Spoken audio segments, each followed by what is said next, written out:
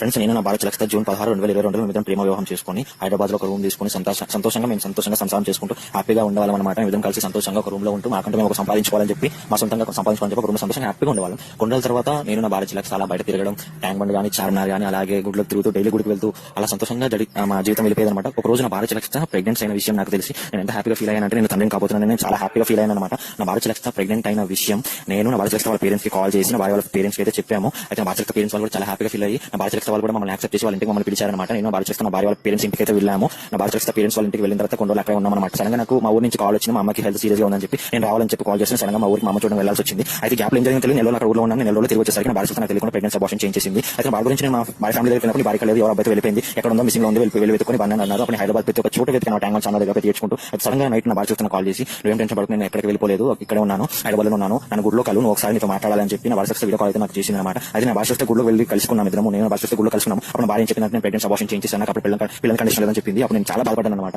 అయితే తర్వాత ఏంటంటే భార్య వాళ్ళ లవర్ ఎవరైతే ఉన్నారో నా మీద అటాక్ చేశారు. శ్మశానంలోని మొత్తం ఫేస్ అంతా బ్లడ్ వచ్చేసి బాడీ అంతా బ్లడ్ అయిపోయింది. అయితే ఈ విషయం భార్య ఫోన్ చేసి లవర్ నా మీద అటాక్ చేశారు, మీ ఇద్దరు మీద కంప్లైంట్ చేయడం వెళ్తున్నాను, ఏదో జరుగుతుంది ఇక్కడ అని చెప్పి నేను భార్య ఫోన్ చేస్తాను. నా భార్య సడన్గా నా మీద అంటే నేను సూసైడ్ చేసుకుంటాను, నన్ను నమ్మట్లేదు, నాకు లవర్ లేదని చెప్పి డ్రామా అలా సూసైడ్ చేసుకుంటున్నట్టు యాక్టింగ్ చేసింది అనమాట. అయితే నా భార్య నిజం సూసైడ్ చేసుకున్నామని చెప్పి ఆ స్పాట్కి వెళ్ళి అక్కడ పొద్దున్న సెంటర్ వరకు వెతికాను. నా భార్య కాల్ చేసిన ఫైన్ వచ్చింది. సడన్గా భార్య నాకు కాల్ చేసి, అదే నేను సూసైడ్ చేసుకోలేదు, నేను చనిపోలేదు, హ్యాపీ ఉన్నాను, గుడిలో కలని చెప్తే నేను భార్య కలవడం గుడికి వెళ్ళిన అప్పుడు భార్య కత్తి కోసుకోవడం ట్రై చేసి చేయని అప్పుడు నేను కత్తి గుంజుకొని ఇక్కడ కట్ చేసుకుంటున్నాను, చనిపోవాలని చూస్తున్నాను, నేను అనుమానించట్లని చెప్పేసరికి నా భార్య ఇక్కడ కూర్చొని బయటకు వెళ్ళి వస్తానని చెప్పి నా భార్య బయటకు వెళ్ళి ఏం చేసిందంటే గుడిలో ఉన్న వాళ్ళందరినీ పిలిచి నా భర్తను చంపడానికి ప్రయత్నిస్తాను, కాపాడని చెప్పేసి గుడిలో వాళ్ళందరూ వచ్చి నన్ను పట్టుకొని కొట్టారని మడగొట్టి నన్ను పోలీసు వాళ్ళకి చెప్పి అప్పుడు నా భార్య చేసిన డ్రామాకి నా భార్య నా మీద తప్పుడు కేసు పెట్టి అప్పుడు నా పోలీసు వాళ్ళని అరెస్ట్ చేసి నేను జైల్లో ఉన్నాను. జైల్లో ఉండగా భార్య తెలియకుండా ఫ్రెండ్స్ అయిన పైన 2 పెళ్లి చేసుకుంది. ఈ విషయం నేను సోషల్ మీడియా అంతట్లో మీ అందరికీ పెట్టాను, మీరు చూసుకుంటారు వీడియోస్. ఈ వీడియోస్ పెట్టిన విషయం తెలిసిన భార్య నన్ను జైలుకి మళ్ళీ తెలిసిన పోలీసు వాళ్ళతో పట్టించి అప్పుడు భార్య ఏం చేసినంటే, నువ్వు అర్జెంట్ గా నీ దగ్గర ఉన్న మ్యారేజ్ ప్రూఫ్స్, సర్టిఫికేట్స్ అవన్నీ నాకు తెచ్చు, లేదంటే మీ ఫ్యామిలీ వాళ్ళందరినీ చంపేస్తానని చెప్తే మా తాతకు కూడా ఫోన్ చేసి మీ మనం అరెస్ట్ చేసిన ఆధార్ తీసుకొని అప్పుడు వదిలేస్తామని చెప్పి మా తాత వచ్చాడు పోలీస్ స్టేషన్ కి. అప్పుడు మా తాతను ఒక రూమ్ లో సీక్రెట్ రూమ్ లో తీసుకెళ్లి మా పోలీసు వాళ్ళు మా భార్య కలిసి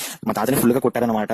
అసలు మొత్తం నడవలేకుండా అలా కొట్టారనమాట. అప్పుడు భార్య లక్షణ బతిమలాడారు, మా తాతను కొట్టదు, అయినా సరే మా తాత నా కళ్ళ ముందే కొట్టారని అయితే ఒక దెబ్బ కూడా కొట్టలేదు. నా భార్య లక్ష నా దగ్గర మ్యారేజ్ ప్రూఫ్, ప్రెగ్నెన్సీ కూడా అవన్నీ ఇచ్చేసాను, దీనికోసం మా తాతను కొట్టించింది అనమాట. అయితే నా భార్య లక్ష ఏమన్నా తెలుస్తుంది ఈ విషయం, మిమ్మల్ని కొట్టిన విషయం మీరు కానీ బయట చెప్తే నేను అయితే మీరు కానీ ఈ విషయం బయట చెప్తే పోలీసు వాళ్ళకి కంప్లైంట్ చేసిన, నిన్ను మీ తాతని నేను పనిచేస్తున్న డెంటల్ హాస్పిటల్ పోస్ట్ మార్టం ముక్కలుగా చంపేస్తాను, పీసెస్ చంపేస్తాను, మీరు చంపనే చేసుకుని బయటకు రాని చెప్పి బెదిరించిన తర్వాత నా భార్య కాల్ పట్టుకొని నువ్వు చెప్పినట్టు చేసిన కదా, నన్ను మా తాతను వదిలే అని చెప్తే మా తాతను వదిలేసింది. కానీ నన్ను మాత్రం మళ్ళీ జైలుకి పంపించి ఆ తర్వాత జైలు ఉండగా కూడా నాకు ఫోన్ చేసి, అజయ్ దగ్గరికి ఏమైనా మన ప్రెగ్నెన్సీ రిపోర్ట్స్ కానీ అంటే మ్యారేజ్ ప్రూఫ్స్ ఉంటే నాకు లేకపోతే నేను మీ ఫ్యామిలీని చంపేస్తానని చెప్పి బెదిరించింది అనమాట. ఆ తర్వాత ఒకవేళ ఇది నా జరిగిన కథ అయితే ఒకసారి నా భార్య లక్ష ప్రెగ్నెన్సీ తీయించకుండా ఉంటే నా లైఫ్ ఎలా ఉండదు మీరే చూడండి. ఇప్పుడు వీడియోలో నేను నా భార్య లక్షకి ఒక పాప పుట్టి నా డ్రీమ్ ఇదే, మీరు చూసిన వీడియో ఇదే నా డ్రీమ్. అంటే యాక్చువల్ గా నా భార్య లక్ష 2022లో ప్రెగ్నెన్సీ అబార్షన్ చేయించుకుంటున్నా. అంటే ఆ రోజు నా భార్య లక్ష అబార్షన్ చేయించుకోకుండా ఉంటుంటే ఈ రోజు నేను నా భార్య లక్ష ఇలా వీడియోలో మీరు చూస్తున్నట్టుగా సంతోషంగా మా పాపతో ఆడుకుంటూ, నా పాపతో నేను సంతోషంగా, అంటే మా ఫ్యామిలీ నాకంటే ఒక ఫ్యామిలీ ఉండేది, నా పిల్లలతో సంతోషంగా